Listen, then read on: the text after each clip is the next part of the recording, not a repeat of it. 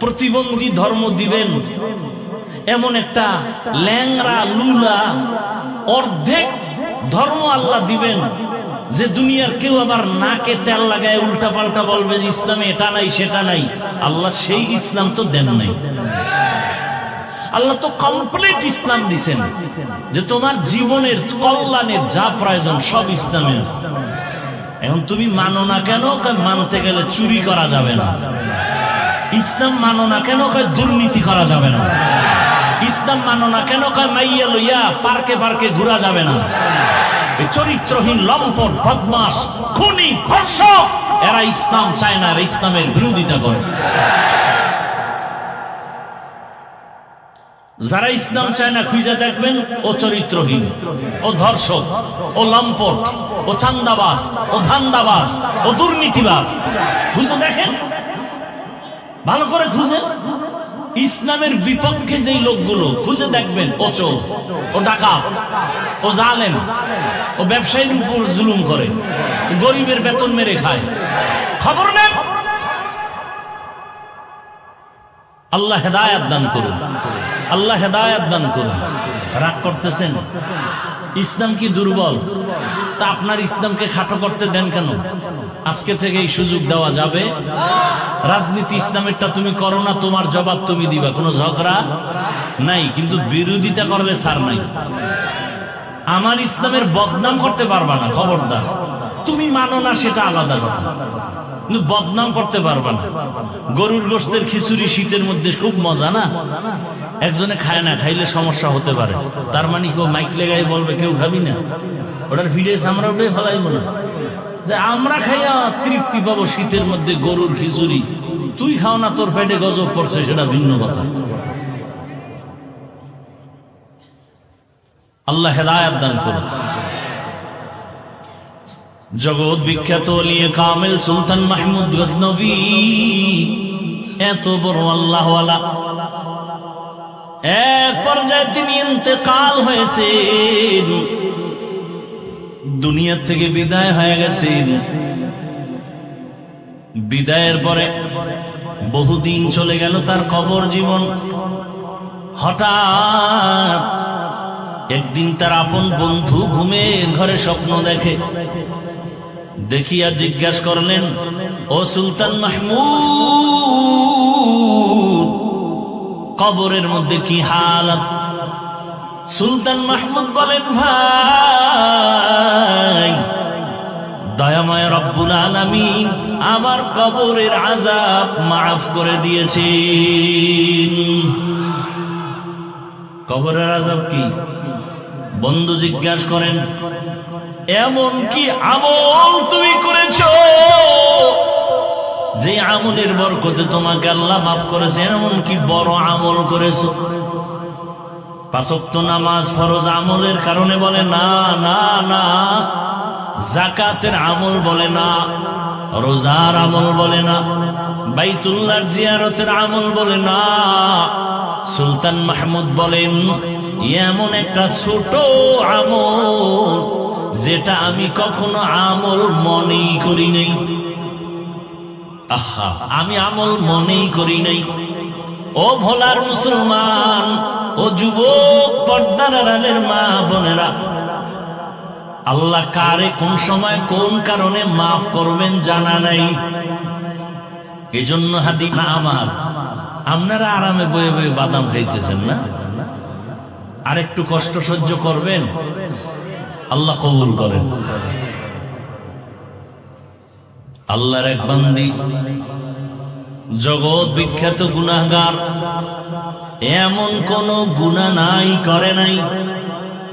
রাস্তা দিয়ে হাঁটতেছে, হঠাৎ একদিন তাকায় দেখে রাস্তার পাশে একটা কুকুর পানির পিপাসায় ছটফট করে কান্না করে। আল্লাহর বান্দির অন্তরে মায়া, অন্তরে এমন মায়া জন্মায় গেল। আল্লাহর বান্দি গুনাহগার, জাহান্নামী, মনের মধ্যে মায়া লাগছে, কুকুরটা পানির পিপাসায় কান্না করে, দেখি একটু সহযোগিতা করা যায়নি। জাহান্নামী নারী কুকুরের পিপাসার কান্না দেখিয়া নিজের অন্তরের মধ্যে কান্নার ভাষা চলে আসে। আল্লাহর বান্দি খুঁজতেছে কোথায় একটু পানি পাই। খুঁজতে খুঁজতে খুঁজতে খুঁজতে গিয়ে একটা পানির কূপ পেয়ে গেল। পানির কূপ পাইছে ঠিক, তবে পানি অনেক নিচে, উঠানোর পাত্র নাই, অনেক নিচে। কেমনে পানি উঠাবে, পেরেশান। আল্লাহর বান্দির অন্তরে বড় মায়া। একটা কুকুর পানির পিপাসায় কাঁদবে, আর আমি মানুষ আরামে থাকবো, হতে পারে না। এর নামই মানুষ। রহমতের নবী বলেন, খায়রুন নাস মান ইয়ানফাউন নাস। জমিনে ভালো তো ওই ব্যক্তি যে অন্যের উপকার করে, ক্ষতি করে না। যদিও মহিলাটা জাহান্নামের আসামি। ও এলাকার মা বোনেরা, আপনাদের মর্যাদা এত বেশি আল্লাহ দান করেছেন। আপনারা নবীদের মায়ের মতো মা, সাহাবায়ে কেরামদের মায়ের মতো মা, আলেমদের মায়ের মতো মা। আজ এই মাদ্রাসার স্টেজে কত হাফেজে কোরআনের মাথায় পাগড়ি দেওয়া হলো, এদের সিনায় কোরআন জমা। খবর নিয়ে দেখেন, এদের মা বাবার মতো ঈদের আনন্দে আজ আর কেউ নেই। আরে আম্মা জান, আপনারা তো নবীদের স্ত্রীদের মতো দামি। আপনারা তো খাদিজা রাদিয়াল্লাহু আনহার মতো মা, ফাতেমা রাদিয়াল্লাহু আনহার মতোই নারী। আপনারা তো আয়েশা সিদ্দিকা রাদিয়াল্লাহু আনহার মতো নারী। আপনারা তো খাজা মাইনুদ্দিন চিশতি আজমিরির মায়ের মতোই মা, বড় পীর আব্দুল কাদের জিলানীর মায়ের মতো মা। আরে আম্মা জান, কয়দিন এই দুনিয়ায় বাহাদুরি করবে? আল্লাহ যদি রাগ করিয়া সমুদ্রের পানিকে গরম বানায় দেয়, ভোলা জেলা পানির নিচে যাইতে 1 সেকেন্ডের সময়ও দেরি হবে না। এরে আম্মা জান, তাকায় দেখেন, ওই আল্লাহর বান্দি এত গুনাহ করেছে। এলাকার সব মানুষ জানে ওই মহিলার মতো খারাপ চরিত্রহীনা কেউ নেই, কিন্তু অন্তরে মায়া। একটা কুকুরকে কষ্ট দেওয়া যায় না চোখের সামনে। মহিলা পানির কূপের কিনারায় যাইয়া পানি উঠাবার কোনো পাত্র নাই, কোথা থেকে পানি উঠাবে? আল্লাহর বান্দি চিন্তা করে হঠাৎ বুদ্ধি আসলো, ওই নারীর পায়ে ছিল চামড়ার মোজা। মোজাটা খুলিয়া ওই মোজার মধ্যে পানি নিয়ে পান করাবে সিদ্ধান্ত নিল। আল্লাহর কুদরত, মোজাটা যখন পানির কূপে ফেলতেছে, দেখে পানি আরো নিচে, মোজা দিয়েও পানি উঠানো যায় না। এখন এটার সাথে একটা রশি বাঁধা দরকার। কোথায় পাবে? অচেনা পথ রশি পাবে। মেয়েটা আরো পেরেশান হয়ে গেল, আমি বুঝি ভালো কাজটা করতে পারবো না, কুকুরের পিপাসা নিবারণ করতে পারবো না। হাদিসের ঘটনা, নবীজি বলতেছেন, সাহাবায়ে কেরাম ওই জাহান্নামী নারী চিন্তায় পড়ে গেল। হঠাৎ বুদ্ধি এসে গেল, ওই নারীটার মাথায় একটা ওড়না পেঁচানো ছিল, বড় ওড়না। ওড়নার এক অংশ খুলিয়া ওই মুজার সাথে গিরা লাগায়া বেঁধে পানির ভেতরে দিয়া পানি উঠায় ফেলল। পানি উঠাইয়া দৌড়ায় গিয়া যখন কুকুরকে পান করায় দিল, কুকুর পানি পান করে ঠান্ডা কলিজায় ঘুমিয়ে গেছে। রহমতের নবী বলেন, ও সাহাবায়ে কেরাম, এই জাহান্নামী নারী কুকুরকে পানি পান করানো মাত্র হঠাৎ একটা গায়েবী আওয়াজ, অদৃশ্য থেকে একটা আওয়াজ, কে যেন বলতেছে, রে জাহান্নামী নারী, কুকুরকে পানি পান করিয়েছো, তোমার এর বরকতে জীবনের সব গুনাহগুলো ক্ষমা করে দেয়া হয়েছে।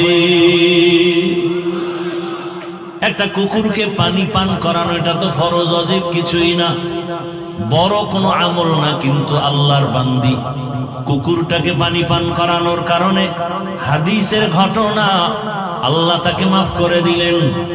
এজন্য নবী বলেন, ছোটখাটো আমলকে ছোট মনে করে ছাড়িয়ে দিও না, হতে পারে তোমার এই ছোট আমল নাজাতের দরজা খুলে যাবে।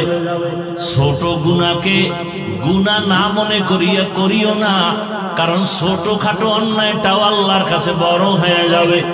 নবীজি আর একটা ঘটনা বলেন, এক আল্লাহর বান্দি জীবনভর ভালো আমল করেছে, নারী ভালো আমল, ও আম্মা জানেরা, ভালো আমল কর্মেওয়ালা নারীর কি হালাত, ভালো ভালো আমল করে বিসমিল্লাহ ছাড়া কোনো কাজ করে না, ওযুর সাথে থাকে, তেলাওয়াত করে, এত ভালো ভালো আমল করে, আজান হলে নামাজে দাঁড়ায় যায়। জীবনের শেষ মুহূর্তে হঠাৎ তার বাড়ির মধ্যে একটা বিড়াল ঢুকে পড়লো। বিড়ালটা ঘরের মধ্যে আসা মাত্র খাঁচার মধ্যে বিড়ালটারে আটকায় দিয়েছে। ওই নারী নিজেও খানা দেয় না, বিড়ালটা বাহিরে গিয়া খাবে সেই সুযোগও দেয় না। এক পর্যায়ে বিড়াল ওই খাঁচার মধ্যে আটকানো অবস্থায় কান্না করে করে ধুকে ধুকে ক্ষুধার তৃষ্ণায় বিড়ালটা মরে গেল। নবীজি হাদিসে বলেন, ও সাহাবায়ে কেরাম, ওই বিড়ালটাকে এত পরিমাণ কষ্ট দেওয়ার কারণে কিছুক্ষণের মধ্যে একটা গায়েবী আওয়াজ আসছে, ও আল্লাহর বান্দি,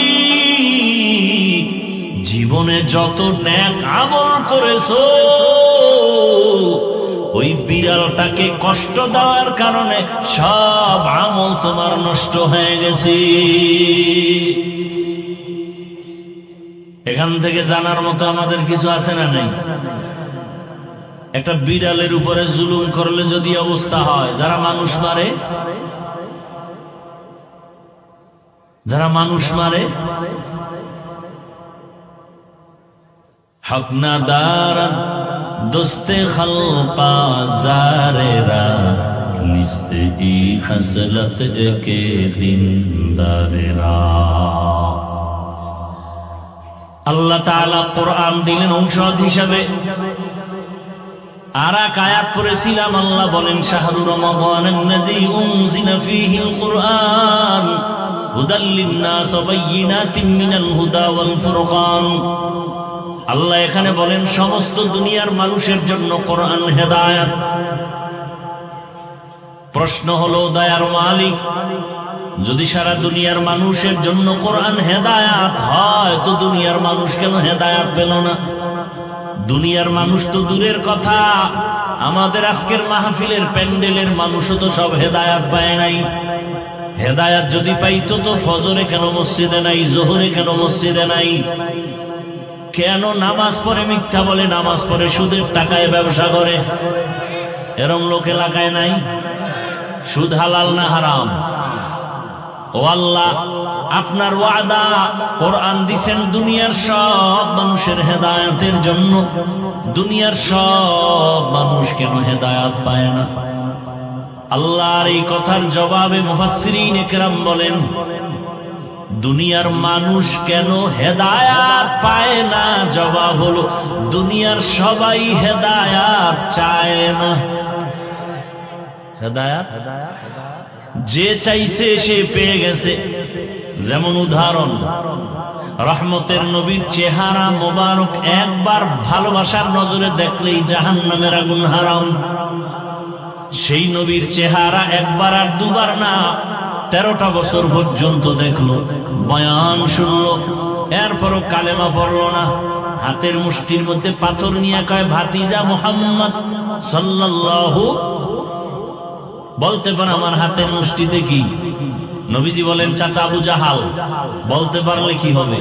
বলে, এখন কালেমা পড়বো, তোমাকে নবী মানবো। নবী বলেন, আমি বলতে জানি না। কেন? বলে, আমি গাইবের মালিক না। গাইবের মালিক কে? আল্লাহ যে কুদরতি ক্ষমতায় গায়েব জানেন, এই ক্ষমতায় দুনিয়ার আর কেউ গায়েব জানে? গায়েবের মালিক একমাত্র قل لا يعلم من في السماوات والأرض الغيب إلا الله। আসমানের বাসিন্দারা কেউ গায়েব জানে না। নবী আপনি বলে দেন জমিনের বাসিন্দারা কেউ গায়েব জানে না। একমাত্র গায়েবের মালিক হলেন আমার আল্লাহ। নবী বলেন আমি বলতে পারি না তোমার হাতের মুষ্টিতে কি আছে। নবী একটা আওয়াজ দিলেন, এই আবু জাহালের হাতে যা আসো একটু আওয়াজ দাও। সাথে সাথে পাথরগুলো কালেমা পড়া শুরু করল। আবু জাহাল পাথরগুলো মাটিতে ফালায় কয়, মুহাম্মদ তুমি জাদুকর হয়েছো এটা তো জানি না। কি বুঝলেন? হেদায়েত চাইছে। আল্লাহ বলেন গোটা দুনিয়ার মানুষের জন্য কোরআন হেদায়েত পায় না কেন? চায় না, এজন্য পায় না। আর যে চায় সে পায়। 27 বছরের যুবক তরবারি নিয়ে দৌড়ায় আমার নবীকে জবাই করবে। হঠাৎ রহমতের নবীর চেহারা দেখা মাত্র দিলটা নরম হয়ে গেল। তরবারিটা ফালাইয়া চোখের পানি ছেড়ে বলেন, ইয়া রাসূলুল্লাহ বেয়াদবি মাফ করে দেন, আমাকে কালেমা পড়ায় দেন। নাম কি? হেদায়েত চাইছে, পেয়ে গেছে। আল্লাহ তার জবাব দিয়া বলেন, ওয়াল্লাযীনা জাহাদু ফীনা লানাহদিয়ান্নাহুম সুবুলানা ওয়া ইন্নাল্লাহা লামাআল মুহসিনিন।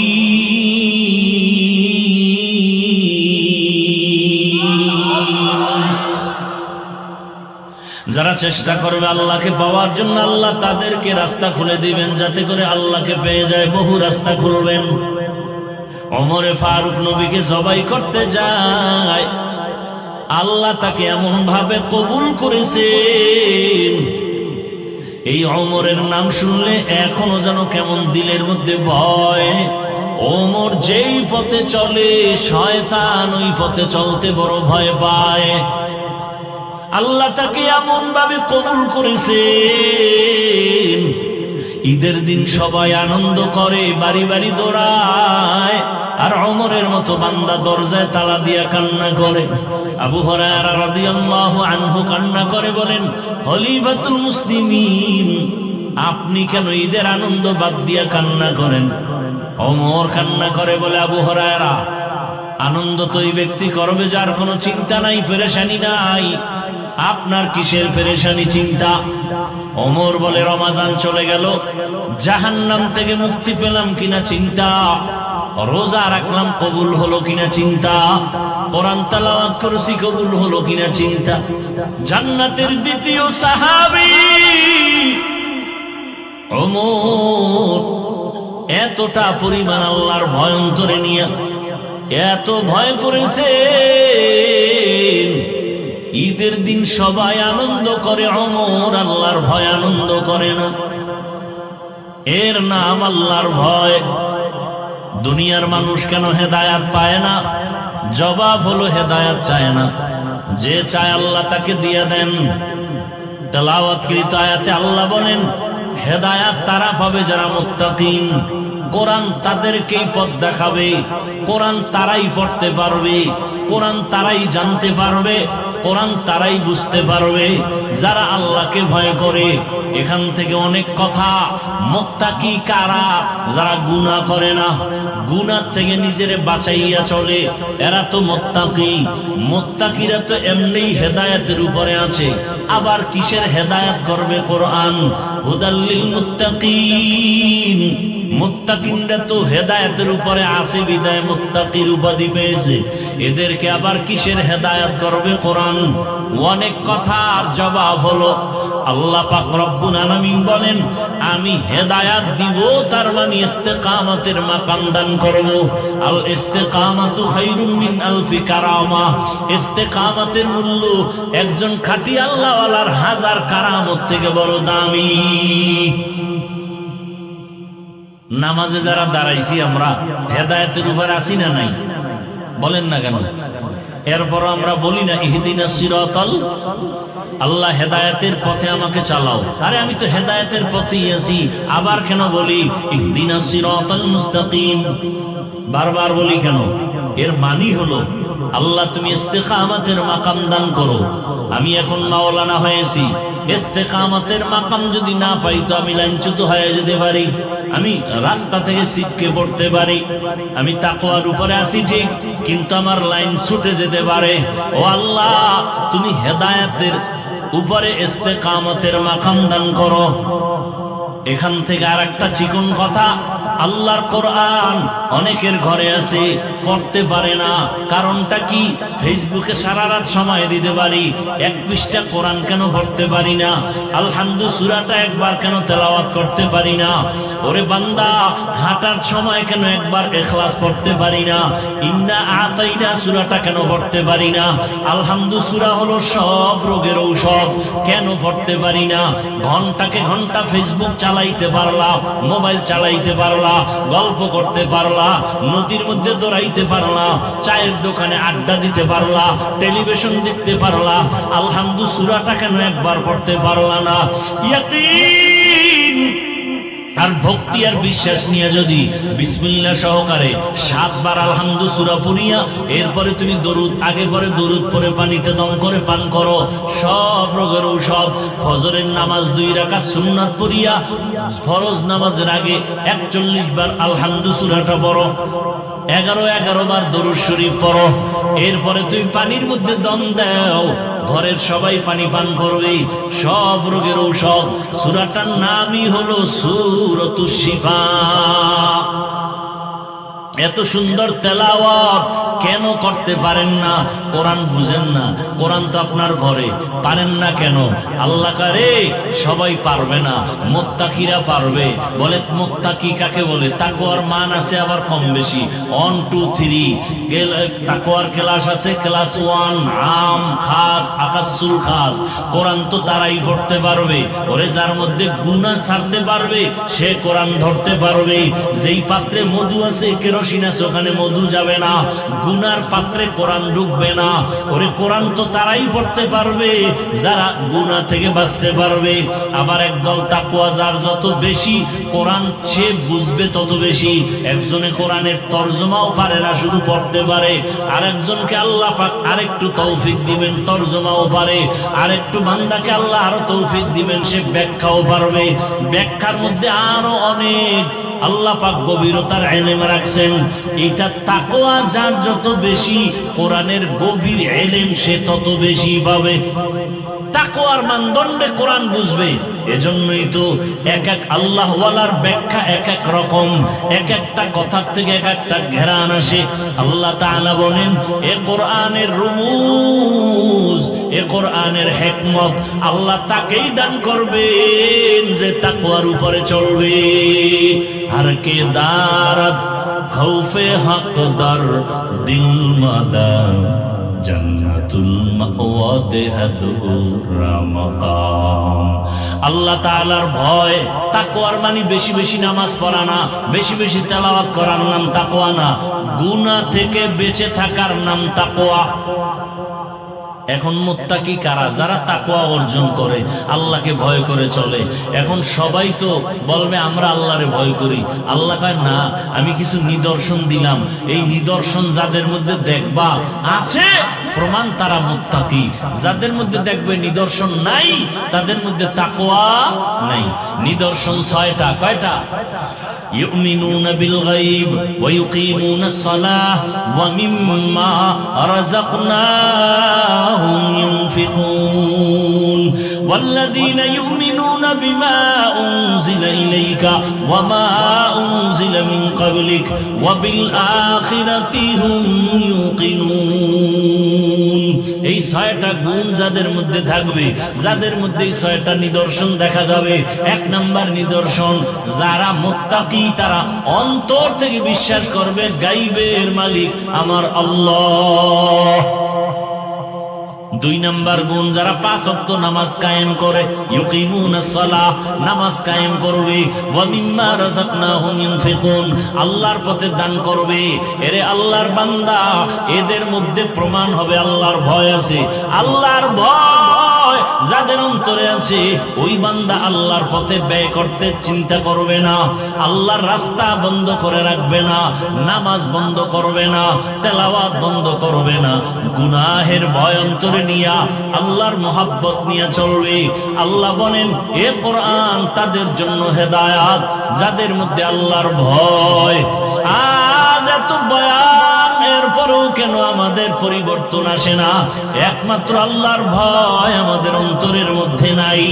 ওই আল্লাহর বান্দা, ইখলাস নিয়ে চলো, তাকওয়া নিয়ে চলো, অল্প আমল নাজাতের দরজা খুলে ফেলবে। নবীজি বলেন, আখলিস দীনাকা ইয়াকফিকাল আমালুল কলিল, অল্প আমল নাজাতের জরিয়া হয়ে যাবে যদি আমলটা ইখলাস ওয়ালা হয়। ওই কথা বলতেছিলাম, জমিনের রাষ্ট্র ক্ষমতায় বসা সুলতান মাহমুদ গজনবী রহমাতুল্লাহ আলাইহি, মনে আছে না নাই? সুলতান মাহমুদ গজনবী জিজ্ঞাসা করা হলো, এমন কোন আমলে আপনাকে আল্লাহ মাফ করে দিয়েছেন? বলে, এমন বড় কোনো আমল না, ছোট একটা আমল করেছি, ছোট, যেটা আসলে আমি আমল মনে করি না। বলে, সে আমলটা কি? বলে, আমি আল্লাহর কোরআনের সম্মান করেছি। একদিন আমি সফর করতেছিলাম, পাহাড়িয়া জঙ্গল পেরিয়ে যাচ্ছি, হঠাৎ রাতের অন্ধকার হয়ে গেল। আশ্রয়ের জন্য আমার প্রজাদের একটা বাড়িতে ঢুকলাম, ভাঙা ঘর আমাকে থাকার জন্য দিল, রাত্রি যাপনের জন্য দিল। এমন একটা ঘর, ছোট একটা ঝুপড়ি, যখন আমি ঘুমাবো, হঠাৎ করে আমি বিছানায় রাতের বেলা শুইলাম, তাকাইয়া দেখি আমার পায়ের কিনারায় উপরে একটা ছোট তাকের উপরে এক জিল কোরআন শরীফ রাখা। আমি চিন্তা করলাম, আমি এখানে ঘুমাবো আর পায়ের কাছে কোরআন শরীফ থাকবে, এটা হইল? আমি আমার আরামের ঘুমানোর জন্য আমি উঠলাম, সিদ্ধান্ত নিলাম কোরআন শরীফ অন্য জায়গায় রাইখা আমি আরামে ঘুমাই।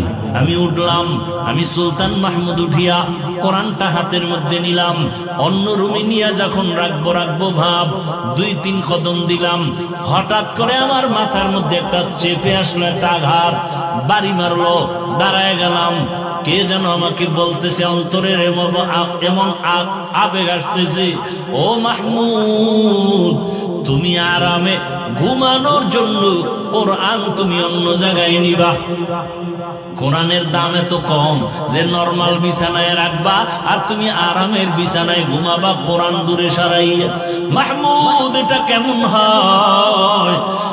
মাহমুদ বলেন, আমার অন্তরে যখন আঘাত আসলো, আমি দাঁড়ায় সিদ্ধান্ত নিলাম, না, প্রয়োজনে আমি খারাপ ময়লা বিছানে থাকবো, কিন্তু আমার আল্লাহর কোরআন আমি সুন্দর জায়গায় হেফাজতে রাখবো। আমি উল্টা আবার ফেরত আসলাম, আসিয়া আমার কাপড় দিয়া, গায়ের চাদর দিয়া কোরআনটারে সুন্দর করে মুছলাম, এরপরে সুন্দর জায়গায় রাখিয়া আমি ময়লা বিছানার মধ্যে গিয়া রাত্রি যাপন করলাম। এই যে কোরআনকে একটু সম্মান দিয়েছি আমার আল্লাহর মহাব্বতের জন্য, আমার আল্লাহ কোরআনের আদব রক্ষার কারণে আজ আমাকে মাফ করে দিয়েছেন। এটা কোনো আমল স্বভাব বিবেকেও তো বাজে না, কিন্তু আল্লাহর কাছে এটা অনেক পছন্দ হয়ে গেছে। এই জন্য হাদিসে নবী বলছেন, ছোট আমলকে ছোট মনে করে ছেড়ে দিও না। হতে পারে ছোটটা আল্লাহর কাছে বড় হয়ে যাবে, আবার ছোট গুনাহকে ছোট মনে করে করিও না, হতে পারে ছোটটা বড় হয়ে যাবে। ওই যে বিড়ালের উপরে সামান্য জুলুম, জীবনের সব আমল বরবাদ। এলাকার মা বোনেরা, যুবক বাবারা, আল্লাহর ভয় অন্তরে জমা করো। সব বয়ানের মূল কথা হলো আল্লাহর ভয়। ওই তাকওয়া যদি আমার মধ্যে না থাকে, কোনো বয়ানে আমাকেও ধরবে না। রহমতের নবীর বয়ানে আবু জাহালকে ধরে না, কারণ ওর মধ্যে তাকওয়া আসে নাই। আর হযরত ওমরের মধ্যে এমন ভাবে এফেক্ট করেছে, ঈদের বন্ধ করে না, কান্না করে। ওমরে ফারুক রাদিয়াল্লাহু তাআলা আন আল্লাহর এত ভয়, দিনের বেলা বিচার করে, রাতের বেলা ঘুরে ঘুরে এলাকার খবর নেয় আমার এলাকার মানুষের কি হালাত। খবর নিতে গিয়ে দেখে এক জঙ্গলের মধ্যে ঘর, ঘরের মধ্যে বাতি জ্বলে, মহিলাদের কণ্ঠের আওয়াজ। মা তার মেয়েকে ডাক দিয়া কয়, ও কন্যা সন্তান, তুমি বাজারে গাভীর দুধ বিক্রি করতে নাও, পানি বেশি দিয়ে নিও। ওমর পাশে চুপ করে শুনতেছে, কেউ নাই।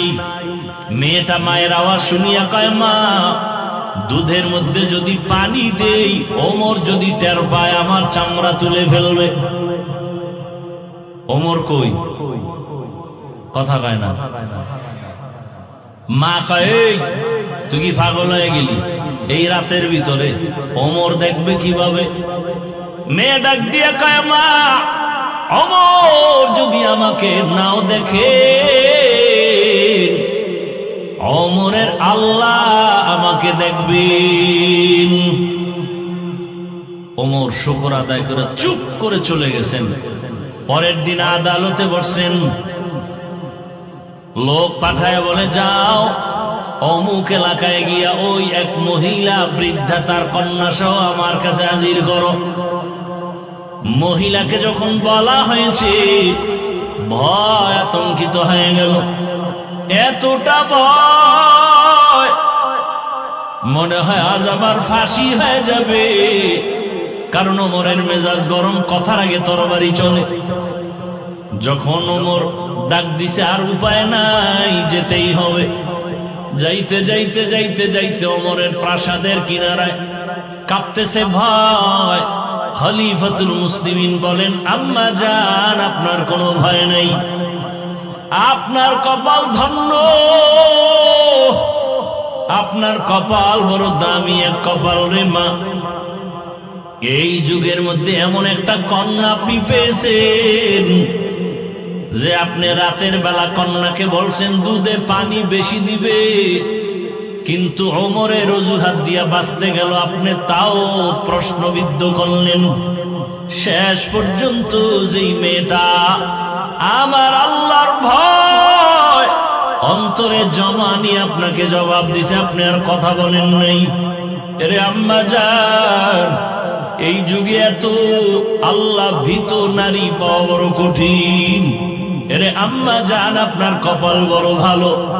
আল্লাহর ভয় যার অন্তরে থাকবে, সে কোনোদিন প্রকাশ্যেও গুনাহ করতে পারবে না, অন্ধকারেও গুনাহ করতে পারবে না, কারণ ওই বান্দা বান্দির অন্তরে ভয়।